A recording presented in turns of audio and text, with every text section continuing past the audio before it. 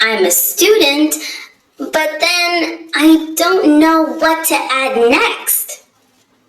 That's completely normal. The good thing is, once you learn a few sentence patterns, you can answer naturally and even continue the conversation. Okay, I'm ready to learn. How do I start? Simple. If you work, you can say, I'm a teacher, or I work as a doctor. And if you study, you can say, I'm a student, or I study English. Oh, so I can say, I'm a student, I study computer science. Exactly. That's a perfect way to say it. It tells both your role and your field of study. I like that. It sounds natural. What about people who are not working right now? Great question. You can say, I'm looking for a job, or I'm taking a break from work right now. It sounds positive and confident. It's nice. It's honest, but polite. Sometimes I hear people say, I'm doing my master's, or I'm in my final year. Are those also okay? Absolutely.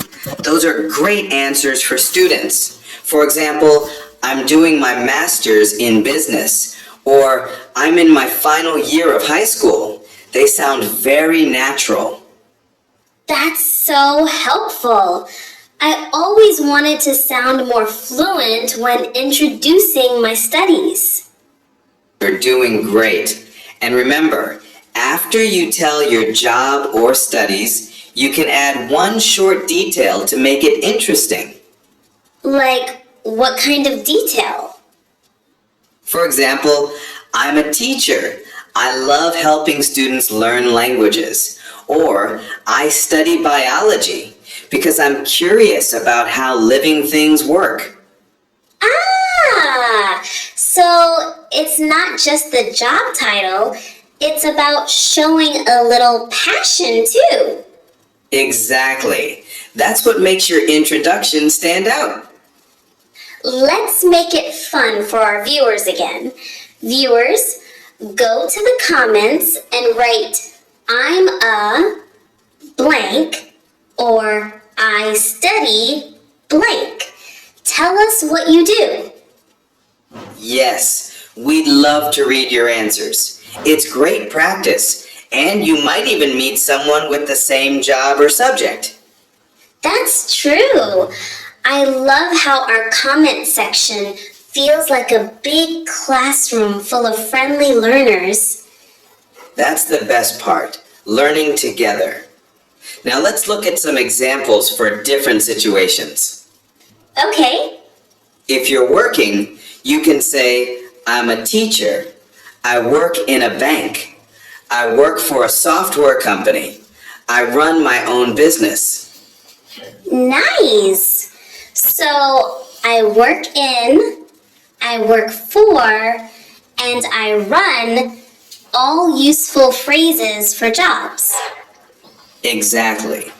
I work in means the type of place or industry, like I work in education or I work in marketing. I work for means the company or organization, like I work for Microsoft. I run means you manage something, like I run a small shop. Wow, that's really easy to remember now. Can we practice with short examples? Sure, I'll ask you some questions. Ready? Ready. What do you do? I'm a student. I study computer science. Excellent. Next, what do you do? I work in a bank.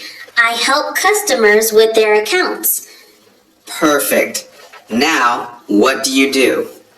I'm a teacher. I teach English to beginners. Wonderful. That's how you can vary your answer depending on your situation. I love these patterns. They make me feel more confident already. That's the goal. And remember, you can also add polite expressions to sound more natural. Like what? You can say, I'm a student. Nice to meet you. Or, I work in marketing. How about you? Oh, so that helps the conversation continue smoothly. Exactly. That's what good speakers do. They keep the conversation alive. Teacher, can I also say I'm studying to become a doctor? Yes, that's another great way. It shows your future goal. For example, I'm studying to become an engineer, or I'm training to be a chef. Nice! It shows ambition and motivation. Exactly, and it makes your introduction more personal. I think viewers should try this too. Viewers, write in the comments, I'm studying to become a, or I work as a. Let's see your answers. Yes, share your dream or your profession. And remember, even if you're not working yet, saying, I'm learning English is a wonderful start, because learning is also a full-time job. That's true. I guess we're all working hard in our own ways. Absolutely. Every learner watching right now is doing something valuable, improving themselves. So today we learned first say your name, then where you're from, and finally what you do or study. Exactly. Those 3 steps make a complete and confident self-introduction.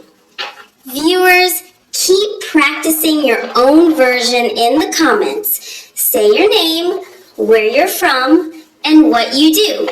It's your turn now. Let's make this comment section full of amazing introductions. Wow, I feel like I'm really getting better.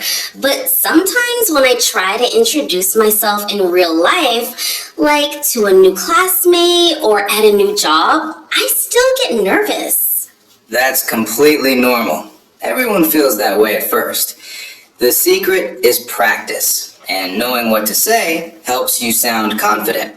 Let's go over how to introduce yourself naturally in different situations. Perfect. I always struggle with that. Let's start with something simple. Meeting a new classmate. Sure. Imagine you meet someone for the first time at school. You could say, Hi, I'm Emma. Nice to meet you. Then, if you want to continue the conversation, you can ask something friendly, like, What's your name? Or, Where are you from? It sounds easy, but sometimes I forget what to say after the greeting. That's common. The trick is to ask simple follow-up questions. For example, do you like studying here? Or what subjects do you enjoy most? These questions keep the conversation going without feeling awkward. Oh, I like that. It's like showing interest in the other person. Exactly. English conversations are like friendly exchanges. You give a little and you get a little. What about in a more formal situation, like meeting my teacher or at work? Great question. In formal settings, your tone and word choice matter more. You might say, Good morning, my name is Emma. I'm a new student in your class. Or if you're at work, Hello, I'm Emma, and I've just joined the marketing team. It's a pleasure to meet you. Oh, I can feel the difference. It sounds more polite and professional. Yes, and notice the small phrases. It's a pleasure to meet you, or nice to meet you. They make you sound respectful and friendly. Viewers, let's try this together.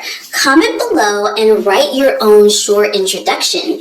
Use your real name or make a fun example. We'll read your comments and give feedback in the next episode. That's a great idea. Practice in the comments, everyone. You can write something like, "Hi, my name is Sarah. I'm from Italy. I'm learning English because I love travel." I like that one. It sounds natural and it tells a small story about the person. Exactly. When you introduce yourself, you can add a little personal touch. For example, talk about your hobbies, your job, or why you're learning English. So instead of just saying, "I'm Emma," I can say, "I'm Emma and I'm studying business. I love learning new languages." Perfect. That kind of introduction gives people something to talk about. It helps build a real connection. What if I forget words or feel shy? Then keep it short and simple. A smile and a friendly tone go a long way. You can say, "Hi, I'm Emma. Nice to meet you." That's enough for a start. I think viewers might feel the same sometimes too. Hey everyone, comment below if you've ever felt shy introducing yourself. Just type emoji raise hand, yes, if that's you. Good idea. And remember, every time you practice, you become more